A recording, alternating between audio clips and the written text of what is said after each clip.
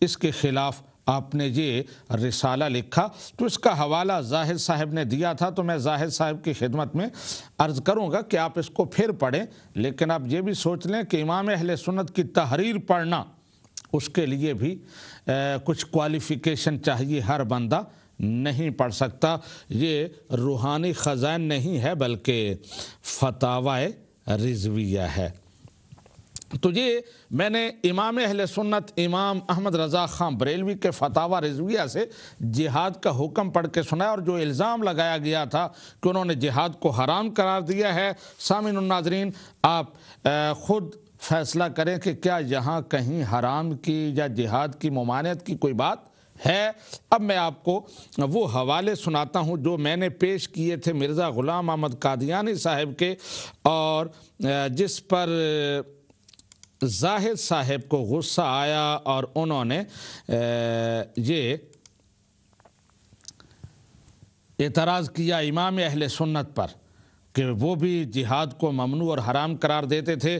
یہ میں اس وقت آپ کو حوالہ پیش کر رہا ہوں، روحانی خزائن جلد نمبر 15 ہے اور صفحہ نمبر 155 ہے۔ یہ میرے خیال میں سکرین پر بھی آپ کو نظر آئے گا۔ مرزا صاحب کیا لکھتے ہیں کہ میری عمر کا اکثر حصہ اس سلطنت انگریزی کی تائید اور حمایت میں گزرا ہے۔ زندگی کے اکثر شب و روز سلطنت انگریزی کی حمایت اور اس کی تائید میں گزرا ہے، اور میں نے ممانعت جہاد اور انگریزی اطاعت کے بارے میں اس قدر کتابیں لکھی ہیں اور اشتہار شائع کیے ہیں کہ اگر وہ رسائل اور کتابیں اکٹھی کی جائیں تو 50 الماریاں ان سے بھر سکتی ہیں۔ یہاں 2-3 باتیں قابل غور ہیں۔ ایک تو ممانعت جہاد کی حرمت پر انہوں نے اتنی کتابیں لکھی ہیں۔ دوسرا کہا کہ میری عمر کا اکثر حصہ اس سلطنت انگریزی کی تائید اور حمایت میں گزرا ہے۔ اللہ تبارک و تعالیٰ کے بندوں کی زندگی اللہ کے لیے گزرتی ہے، وہ زندگی کا ایک لمحہ بھی کسی غیر کے لیے وقف نہیں کرتے، زندگی کا ایک لمحہ بھی کسی غیر کے لیے نہیں دیتے۔ لیکن یہاں کیا معاملہ ہے؟ میری عمر کا اکثر حصہ، یہ میں امام احمد رضا خان بریلوی کی تحریر نہیں پڑھ رہا، یہ میں کسی غیر معروف عالم دین یا مورخ یا کسی تھرڈ پرسن کی بات نہیں کر رہا۔ مرزا غلام احمد قادیانی صاحب کی کتاب روحانی خزائن جلد نمبر 15 صفحہ نمبر 155 پڑھ رہا ہوں۔ میری عمر کا اکثر حصہ اس سلطنت انگریزی کی تائید اور حمایت میں گزرا ہے، اور میں نے ممانعت جہاد اور انگریزی اطاعت کے بارے میں اس قدر کتابیں لکھی ہیں اور اشتہار شائع کیے ہیں کہ اگر وہ رسائل اور کتابیں اکٹھی کی جائیں تو 50 الماریاں ان سے بھر سکتی ہیں۔ یہ 50 الماریاں بھر سکتی ہیں، یہ بھی بات قابل غور ہے۔ وہ کدھر گئیں کتابیں جن سے 50 الماریاں بھر سکتی ہیں؟ مرزا صاحب کی ٹوٹل کتابیں جو ہیں وہ کسی الماری کی ایک شلف میں آ جاتی ہیں، ایک الماری بھی نہیں بھرتی، اس کے ایک شلف پر ساری کتابیں آ جاتی ہیں۔ لیکن مرزا صاحب کہتے ہیں کہ میں نے انگریز کی حمایت میں اور ممانعت جہاد پر صرف جو کتابیں لکھی ہیں، اپنی مسیحیت اور مثلیت اور مہدویت کے ثبوت اور دیگر جو ان کے پسندیدہ مضامین تھے ان کو چھوڑ کر صرف ممانعت جہاد اور انگریز حکومت کی تائید میں جو کتابیں لکھی ہیں ان سے 50 الماریاں بھر سکتی ہیں۔ یہ 50 الماریاں بھر سکتی ہیں، یہ میرا سوال ہے۔ ابھی جو کالر آئیں گے زاہد صاحب یا دیگر، ان سے میں نے یہ پوچھنا ہے کہ وہ 50 الماریاں جن کتابوں سے بھرتی ہیں وہ کدھر گئیں؟ وہ چوری ہو گئیں، وہ غائب ہو گئیں، وہ کہاں ہیں؟ مجھے یہ بات سمجھ نہیں آئی۔ اور پھر میں نے ایسی کتابوں کو تمام ممالک عرب اور مصر اور شام اور کابل اور روم تک پہنچا دیا ہے۔ اور میری ہمیشہ کوشش رہی ہے کہ مسلمان اس سلطنت کے سچے خیر خواہ ہو جائیں۔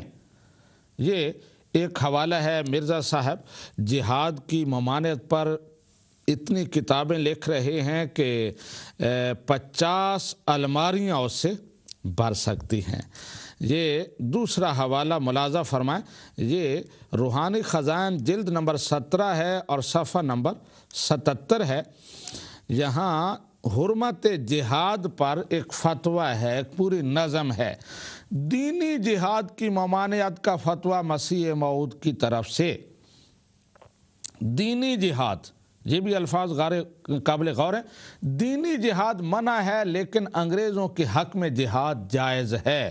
یہ میں ابھی حوالوں سے پیش کروں گا کہ احمدیوں نے، قادیانیوں نے افغانستان میں، عراق میں، ہر جگہ ہندوستان میں انگریزوں کے لیے فوجیں پوری پیش کی، اور مرزا صاحب ان کو لکھتے ہیں کہ میں نے اپنے خون پیش کیے، میرے خاندان نے تمہارے راستے میں بہائے ہیں۔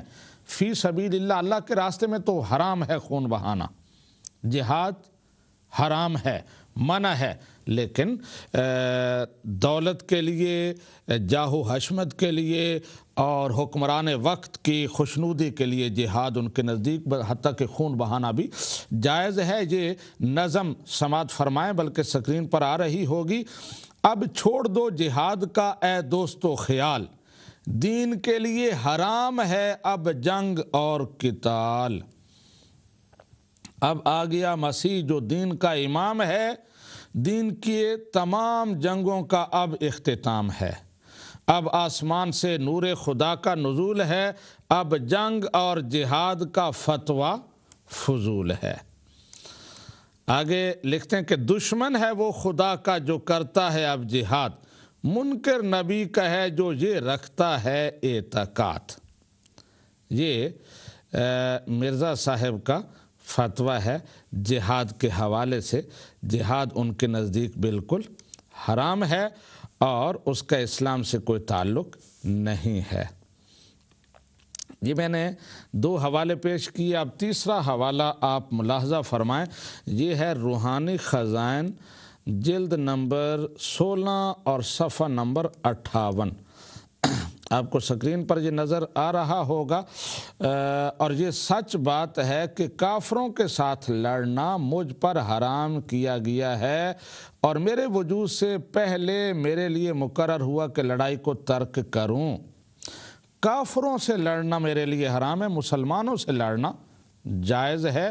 جیسے میں نے ابھی بتایا کہ عراق میں، افغانستان میں انگریزوں کے لیے وہ لڑے، اسی طرح ہندوستان میں بھی انگریزوں کے لیے مسلمانوں سے لڑے، تو کافروں کے ساتھ لڑنا یہ مرزا صاحب پر حرام قرار دیا گیا تھا۔ یہ ان کے نزدیک بالکل حرام تھا، لیکن مسلمانوں سے لڑنا یہ جائز تھا۔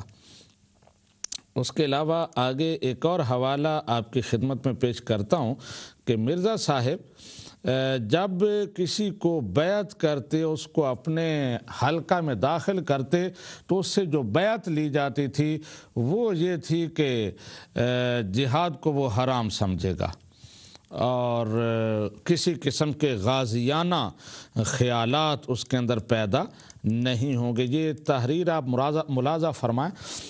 تیسرے یہ کہ دین اسلام کی دعوت محض دلائل عقلیہ اور آسمانی نشانوں سے کرنا، خیالات غازیانہ اور جہاد اور جنگجوئی کو اس زمانہ کے لیے قطعی طور پر حرام اور ممتنع سمجھنا، قطعی طور پر حرام۔ اب یہ آپ سماعت فرمائیں گے، جب کالرز آئیں گے ظاہر صاحب دیگر ان کے ساتھی، تو وہ کہیں گے نہیں جی اس کا تو یہ مطلب ہے، وہ تو حرام نہیں سمجھتے تھے، وہ تو وقتی حالات تھے، یہ تھے۔ لیکن یہاں آپ الفاظ اور ان کے تیور ملاحظہ فرمائیں، قطعی طور پر حرام اور ممتنع سمجھنا، اور ایسے خیالات کے پابند کو صریح غلطی پر قرار دینا۔ چوتھے یہ کہ اس گورنمنٹ محسنہ کی نسبت جس کے ہم زیر سایہ ہیں، یعنی گورنمنٹ انگلشی یا کوئی مفسدانہ خیالات دل میں نہ لانا اور خلوص دل سے اس کی اطاعت میں مشغول رہنا۔ یہ بیعت ہوتی تھی اور یہ عہد لیا جاتا تھا اللہ تبارک و تعالیٰ کے پہلے نبی جب بیعت لیتے تھے تو وہ کیا لیتے تھے؟ اللہ کو ایک ماننا ہے، رسالت پر ایمان رکھنا ہے، نمازیں قائم کرنی ہیں، جھوٹ نہیں بولنا، کفر کے قریب نہیں جانا، کافروں سے کوئی موالات، کوئی دوستی نہیں رکھنی۔ لیکن میں پھر بات عرض کروں کہ معاملات جو ہیں وہ جائز ہیں، موالات کی بات ہو رہی ہے۔ اور یہ مرزا صاحب جو بیعت لیتے تھے کہ تم نے جہاد کو حرام سمجھنا ہے اور گورنمنٹ انگلشیا جو ہے اس کی اطاعت اور خدمت، یہ ہے تمہاری زندگی کا نصب العین، یہ ہے ہماری نبوت کا سارا لب لباب۔ اب یہ ایک اور حوالہ ملاحظہ فرمائے، یہ اشتہارات، مجموعہ اشتہارات، اس کی جلد نمبر یہ 3 ہے اور صفحہ نمبر 19 ہے، جلد نمبر 3 صفحہ نمبر 19۔ یہ بھی آپ ملاحظہ فرمائیں مرزا صاحب کیا کہتے ہیں کہ میرے آنے سے کیا ہوگا، کیسی برکت ہوگی۔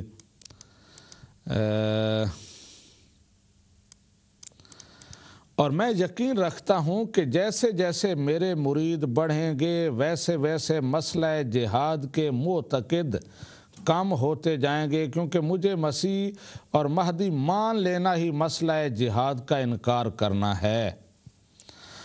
اور آگے پھر وہی اصول لکھے ہوئے ہیں جو پہلے میں نے عرض کیے ہیں کہ مرزا صاحب ہر اپنے مرید سے جب اس کو بیعت کرتے تھے تو یہ وعدہ لیتے تھے کہ وہ یہ عہد کرے گا کہ کسی قسم کا خیال جہاد والا اور غازیانہ اس کے ذہن میں نہیں آئے گا، اور اگر غازیانہ خیال اس کے ذہن میں آ گیا جہاد والا تو پھر وہ قادیانی نہیں بلکہ وہ تو مسلمان کا مسلمان ہی رہے گا۔ تو اس لیے مرزا صاحب یہ لیا کرتے تھے عہد۔ اب اس کے بعد یہ دوسرا سوال تھا۔